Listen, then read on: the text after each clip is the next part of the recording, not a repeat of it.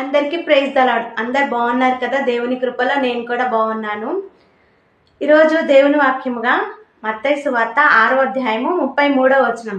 కాబట్టి మీరు ఆయన రాజ్యమును నీతిని మొదట వెతుకుడి, అప్పుడు అవన్నీ మీకు అనుగ్రహింపబడును. మొదటగా ఏం వెతకాలంట? ఆయన రాజ్యమును నీతిని వెతకాలంట. అప్పుడు మనకి ఏం అనుగ్రహింపబడతాయంట? ముందు వచనంలో చూసుకుందాం. 31వ వచనం. కాబట్టి ఏమి తిందుమో, ఏమి త్రాగుదమో, ఏమి ధరించుకుందమో అని చింతింపకుడి, అన్యజనులు వీటన్నిటి విషయమై విచారింతురు.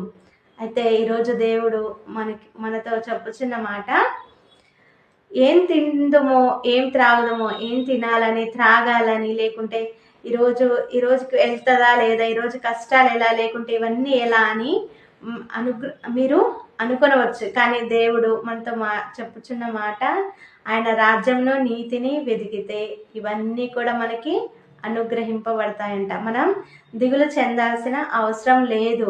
ఆయన ఆకాశ పక్షులను పోషించిన దేవుడు మనల్ని కూడా పోషిస్తాడు. కాబట్టి విచారించవద్దు, దిగులు పడవద్దు, రేపటిని గురించి చింతించవద్దు.